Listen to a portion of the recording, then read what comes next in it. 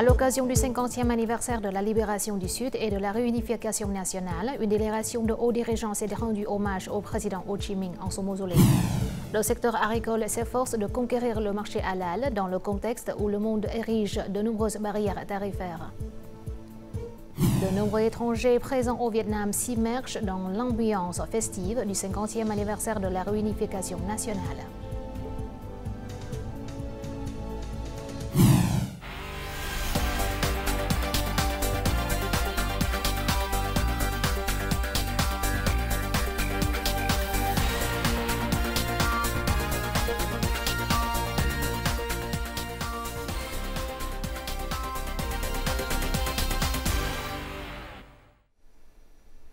Mesdames, Messieurs, bonjour, bienvenue au journal francophone. Voici tout de suite les actualités du jour.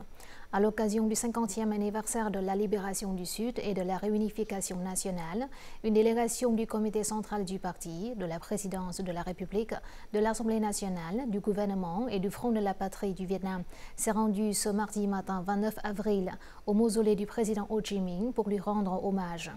Le secrétaire général du parti To Lam, le président de la République Luong Kuong et le président de l'Assemblée nationale Chen Thanh-Minh étaient présents.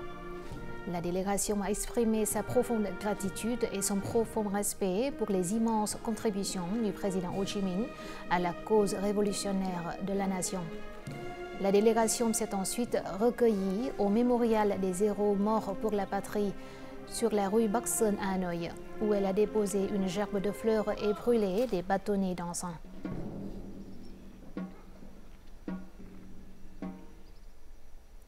Le bureau présidentiel a tenu ce mardi 29 avril à Hanoï une conférence de presse pour annoncer une décision du président de la République relative à l'amnistie de 2025. Conformément à cette décision, 8055 prisonniers actuellement en détention, ainsi qu'une personne dont la peine a été temporairement suspendue, bénéficieront de la grâce présidentielle. Le chef de l'État a pris cette décision sur proposition du gouvernement à l'occasion du 50e anniversaire de la libération du Sud et de la réunification nationale. La décision entrera en vigueur le 1er mai. Cette mesure d'amnistie réaffirme une fois de plus la politique de clémence du parti et de l'État, ainsi que la tradition humaniste de la nation envers les personnes condamnées, les encourageant à se repentir et à se réinsérer pour devenir des membres utiles à la société. 25 ressortissants étrangers originaires de 9 nationalités différentes seront littéralement graciés. Ce mardi à Hanoï, le Premier ministre Phạm Minh Chính a présidé la 6e réunion de travail avec les ministères et organismes concernés en vue de préparer les négociations sur les droits de douane avec les États-Unis. Après avoir recueilli les commentaires et conclu la réunion, le Premier ministre a souligné les mesures proactives pour traiter les questions liées à l'origine des marchandises, aux barrières non tarifaires, à la propriété intellectuelle, aux droits d'auteur et à la simplification des procédures administratives. Il a exhorté les ministères à collaborer étroitement avec le homologue américain en se concentrant sur l'obtention de contrats pour des biens tels que le GNL, les avions, les produits pharmaceutiques, les fournitures médicales et les produits agricoles, afin de parvenir à un équilibre commercial durable. Le Premier ministre a également appelé à la poursuite des négociations avec sérénité, détermination et flexibilité, tout en garantissant la souveraineté nationale, la sécurité et les engagements internationaux. Il a demandé à chaque ministère concerné d'élaborer des plans spécifiques, le ministère de l'Industrie et du Commerce étant chargé de finaliser les stratégies de négociation d'ici mercredi. Avec près de 2 milliards de consommateurs dans le monde, le marché halal constitue un segment de marché potentiel. Cela ouvre d'énormes opportunités commerciales pour les entreprises, notamment celles du secteur agricole. Dans le contexte où le monde érige de nombreuses barrières tarifaires, la réorientation du marché est la solution pour que les produits agricoles vietnamiens puissent conquérir le marché mondial.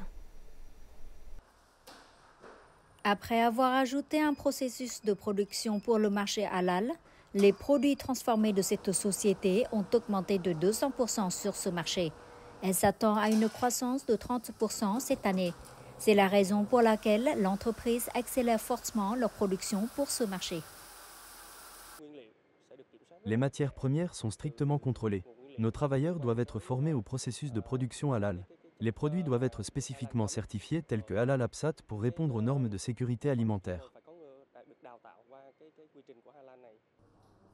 Dans le contexte des exigences de diversification du marché, notamment face aux incertitudes économiques mondiales imprévisibles, une nouvelle vague d'entreprises a choisi le marché halal.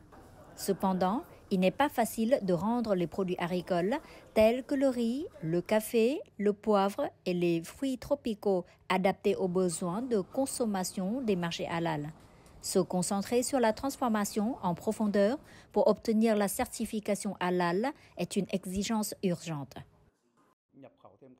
Nous importons des machines de haute technologie pour fabriquer des produits sans défaut, garantissant la sécurité alimentaire. Nous cherchons aussi de nouveaux marchés pour surmonter les difficultés actuelles. Sur le marché halal, notre force réside dans les produits transformés. Si nous disposons d'une bonne technologie de traitement et que nous sommes adaptés aux musulmans, nous pouvons pénétrer et conquérir ce marché. Le produit agricole vietnamien répond à environ 10 milliards de dollars de demandes du marché halal. Pour transformer des matières premières agricoles potentielles en halal, les entreprises doivent accroître leur compréhension des normes halal afin d'ajuster leur stratégie marketing et leurs produits en conséquence. Début avril, de nombreux importateurs américains ont demandé le report ou l'annulation des commandes de poivre en provenance du Vietnam, craignant que l'augmentation de la taxe ne soit très risquée. Cependant, depuis le 10 avril, après que les États-Unis ont temporairement suspendu la taxe réciproque pendant 90 jours, les partenaires se sont tournés vers les producteurs et exportateurs de poivre vietnamiens. Actuellement, l'augmentation soudaine des commandes a contraint les entreprises à augmenter leur production et à profiter de cette période pour accélérer leur exportation. Avec près de 20 ans d'expérience dans l'exportation de poivre vers les États-Unis, c'est l'une des rares fois où les commandes ont connu une telle augmentation pour le seul mois d'avril, soit l'équivalent de 3 mois cumulés. Elles se concentrent sur l'exportation à pleine capacité afin de régler leurs commandes déjà signées.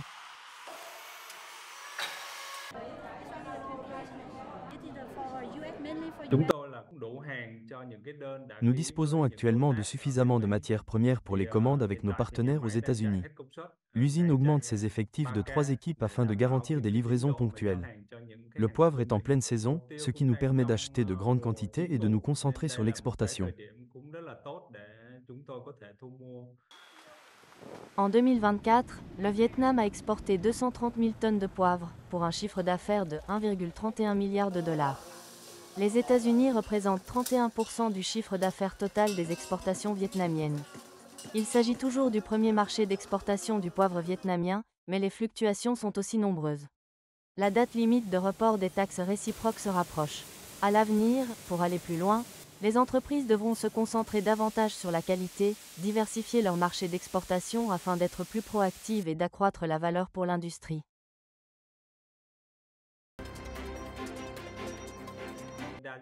Lorsqu'un marché connaît des fluctuations, nous pouvons toujours exporter vers d'autres marchés.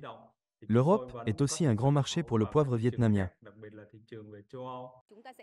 Pour pénétrer plus profondément les marchés où notre part de marché est faible, nous devons accroître notre action commerciale, participer à des salons et renforcer nos relations commerciales. Sur chaque marché, en particulier ceux où les normes de qualité et les marges bénéficiaires élevées, nous devons accorder une attention particulière au contrôle qualité. Les fluctuations du marché et la sécheresse dans les principales régions productrices de poivre compromettent l'objectif d'exportation d'environ 1,5 milliard de dollars d'ici 2025. Les entreprises doivent améliorer leurs capacités internes et nouer des liens avec les agriculteurs afin de standardiser les processus de production et de traçabilité, aidant ainsi l'industrie vietnamienne du poivre à maintenir sa position de premier exportateur mondial. Mardi matin, le Conseil populaire de Hanoï a approuvé à l'unanimité une résolution visant à restructurer les unités administratives de la ville, les réduisant à 126 arrondissements et communes. Cela représente une réduction de 400 unités. Cette proposition de restructuration a reçu un large soutien de la population, avec plus de 2 millions de voix pour, soit plus de 97% de la population. Les noms proposés pour les unités restructurées ont également reçu une large approbation, avec plus de 96% d'accord.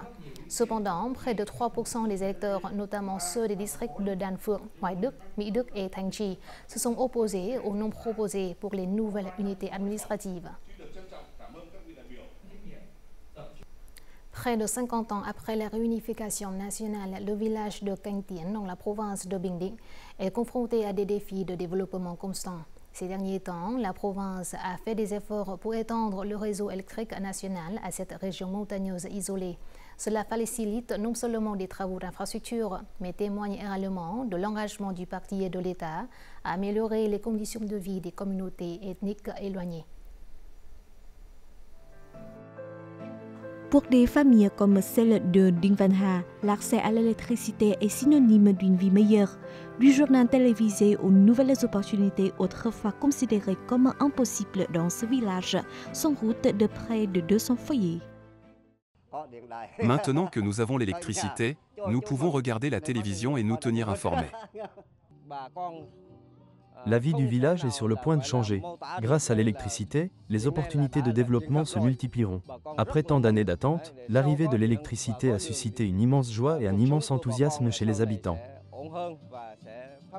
Fin 2024, la province de Bình Định avait mobilisé des ressources pour construire des routes et électrifier le village de Canh Tien, atteignant ainsi l'objectif d'électrification de 100% des foyers. Ce développement améliore non seulement le niveau de vie, mais stimule également la croissance socio-économique dans les zones reculées. L'électrification du village de Canh Tien témoigne des efforts considérables déployés par la province et le secteur de l'électricité. Cette avancée soutiendra la croissance économique locale et améliorera la vie communautaire. Le village de Canh Tien a été la dernière zone à être raccordée au réseau national, marquant une étape majeure. 100% des foyers de la province de Bình Định ont désormais accès à l'électricité pour leur vie quotidienne et leur développement économique. Alors que le pays célèbre le 50e anniversaire de la réunification nationale, l'arrivée de l'électricité a apporté une joie encore plus grande aux 500 habitants du village de Canh Tien. Les lignes électriques éclairent non seulement leurs maisons, mais nourrissent également leur espoir d'un avenir plus prospère. Notre journal continue avec les taux de change et l'indice de la bourse du Vietnam.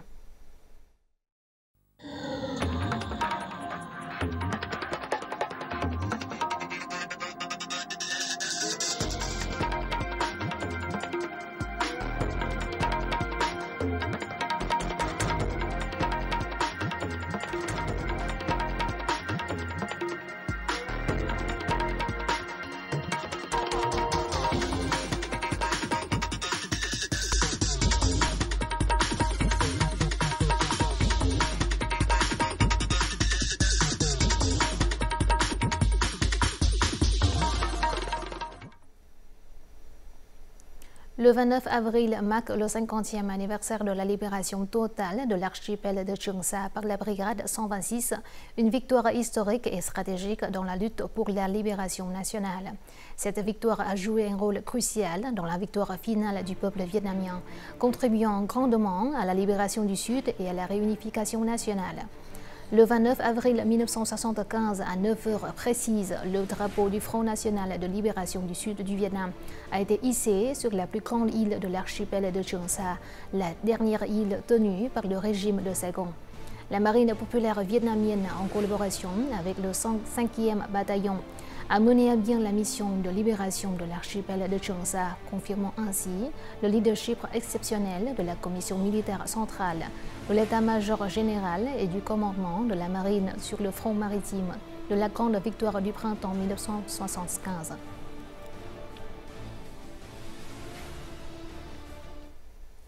Ces jours-ci, l'atmosphère des activités célébrant le 50e anniversaire de la libération du Sud et de la réunification nationale est suivie par les Vietnamiens du monde entier avec beaucoup d'émotion et de fierté. Chaque Vietnamien a sa propre manière d'exprimer sa fierté nationale et son amour pour la patrie. Même s'ils sont à des milliers de kilomètres de leur pays natal, l'esprit national est toujours dans le cœur.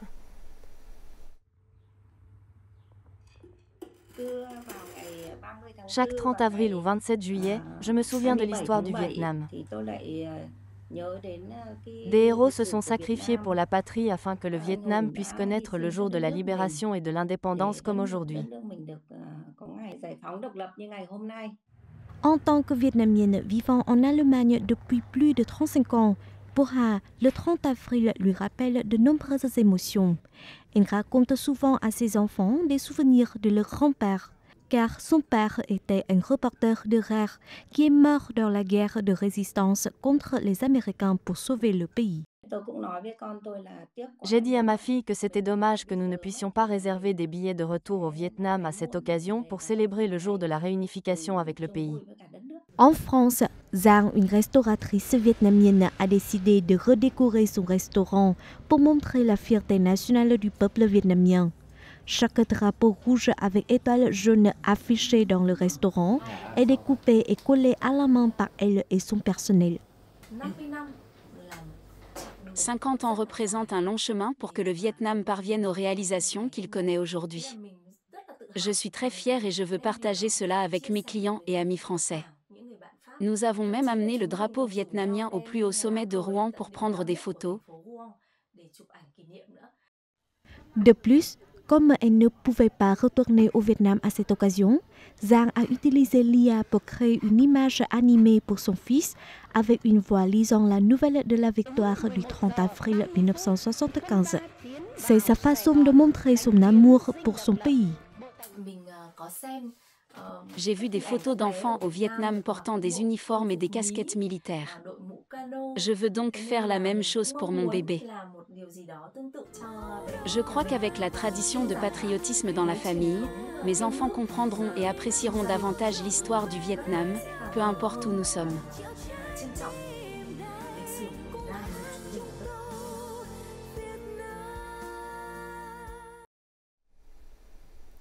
Tout le pays se tourne vers Ho Chi Minh Ville où se dérouleront le défilé national et la marche célébrant la fête nationale du 30 avril. Cependant, l'ambiance festive généralement est répandue dans toutes les provinces et villes, surtout à Hanoï. De nombreux étrangers présents dans la capitale ces jours-ci ressentent cet esprit joyeux et partagent cette joie avec le peuple vietnamien. Ambiance sur place. Je suis au musée d'histoire militaire et derrière moi se trouve la tour de la victoire, haute de 45 mètres, symbolisant l'année 1945, lorsque le Vietnam a obtenu son indépendance. Anastasia, créatrice de contenu russe, vit au Vietnam depuis 7 ans. Chaque fête et événement est pour elle l'occasion de faire découvrir la culture et l'histoire vietnamienne au public.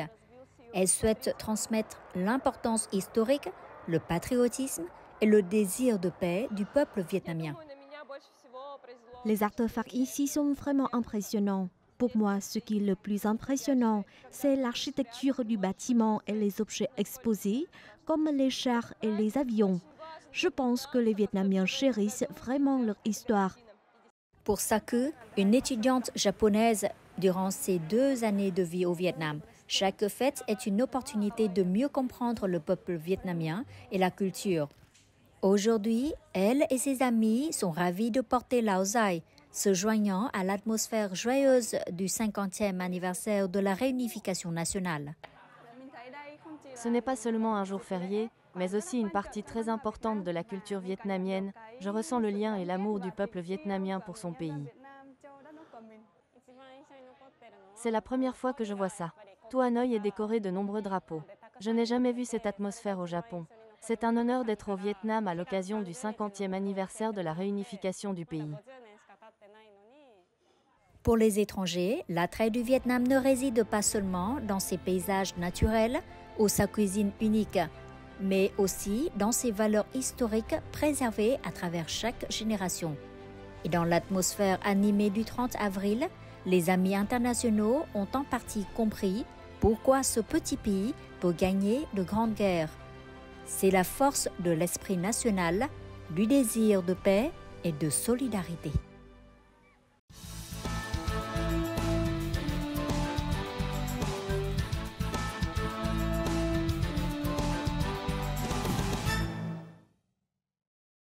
Le fine dining est une forme particulière de gastronomie événementielle qui offre un mélange haut de gamme d'ambiance et d'expérience culinaire. Dans le fine dining, une grande importance est accordée aux ingrédients spéciaux pour gourmets. Cependant, pour un chef vietnamien, la véritable sophistication ne réside pas dans le prix, mais dans l'histoire de chaque plat. À travers son regard, les ingrédients les plus familiers révèlent leur magie, transformée avec passion et finesse en une expérience gastronomique authentiquement vietnamienne. Dans ce chapitre, l'invité du jour rencontrons le chef Chen Hieu-chung pour découvrir comment il sublime les ingrédients locaux en véritable chef-d'œuvre culinaire.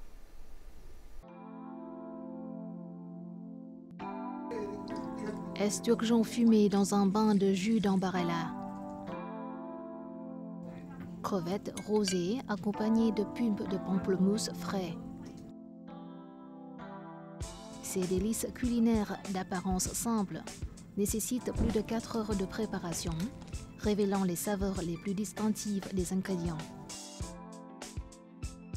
L'auteur de cette magie culinaire est le chef Chen Hieu-chung. Son restaurant Jardin La Maille propose une cuisine raffinée dans un espace intimiste, proposant un menu élaboré de près de 20 plats. Les plats se déclinent avec des influences régionales. Cette expérience gastronomique soignée et typiquement vietnamienne a permis à la Maille Garden de remporter le grand prix du restaurant de l'année au Flavors Award 2024. Tout d'abord, félicitations pour votre présence dans le top 3 des chefs de l'année et pour avoir remporté la plus haute place au Flavors Award 2024 pour le restaurant La Maille Garden. Merci. La Maille est célèbre pour ses menus saisonniers au lieu de laisser les clients choisir leur propre plat. Pouvez-vous nous en dire plus sur la façon dont vous créez des menus saisonniers et pourquoi vous avez choisi cette approche? Le concept de nourriture saisonnière existe depuis longtemps au Vietnam, car chaque saison aura les meilleurs produits. Ainsi, au lieu de chercher des plats et des ingrédients spécifiques pour servir un menu, nous nous appuyons simplement sur la nature. Tout ce que les gens nous donnent, nous l'utilisons simplement. En plus d'utiliser des ingrédients de saison, vous élaborez également des plats inspirés de la culture régionale. Pouvez-vous nous en dire plus de cela? La cuisine vietnamienne est très riche et diversifiée. Mon menu comporte près de 20 plats. Il y a donc des plats du nord, des plats inspirés des régions du centre et des plats venant du sud. J'ai du porc noir, mais je le fais mariner à la manière du riz brisé du sud, ou de la carpe noire, mais marinée à la manière du nord-ouest. L'aventure culinaire du chef Hieu-chung a débuté par une solide formation en cuisine française, acquise à la prestigieuse école culinaire Le Cordon Bleu.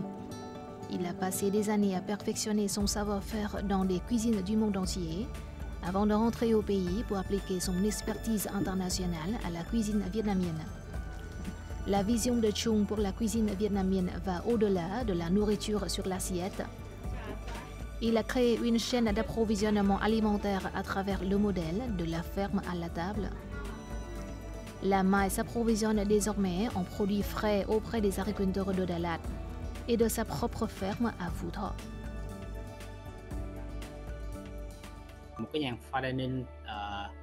Un restaurant fine dining se doit de s'approvisionner en ingrédients de qualité. Chung est un chef très dévoué. Il a créé sa propre ferme. Il a mené des recherches approfondies sur les ingrédients de différentes régions du pays. Le modèle de la ferme à la table permet au chef de contrôler la qualité des ingrédients avant de créer une recette ou de préparer un plat pour les clients.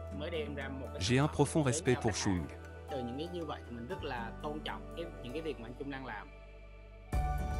Grâce à ses efforts, le chef Hieu-chung contribue à faire connaître la cuisine vietnamienne sur la scène culinaire mondiale, tout en favorisant un lien durable entre l'agriculture et l'industrie agroalimentaire vietnamienne.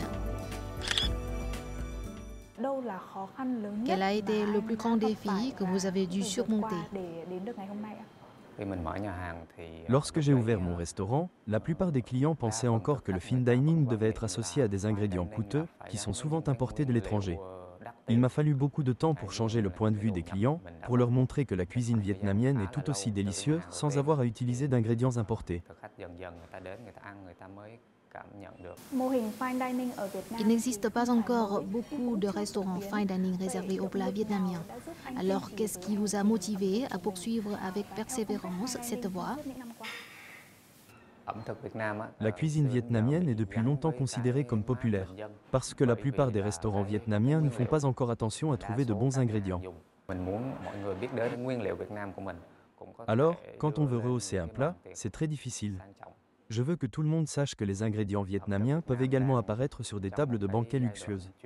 Le Vietnam possède en réalité de nombreux bons ingrédients qui ne sont pas forcément disponibles ailleurs dans le monde. La cuisine vietnamienne est en période de transformation. De plus en plus de jeunes reviennent de leurs études à l'étranger, apportant une nouvelle perspective sur la cuisine vietnamienne. Les touristes internationaux auront de plus en plus de choix, non seulement de la cuisine de rue, mais aussi des restaurants fine dining. Je pense que, dans le futur, la cuisine vietnamienne connaîtra un développement très prometteur. Encore une fois, je vous remercie de cet entretien. Je vous souhaite de bons succès dans vos futurs projets. Merci. Voici tout de suite les prévisions météo dans les principales villes du Vietnam.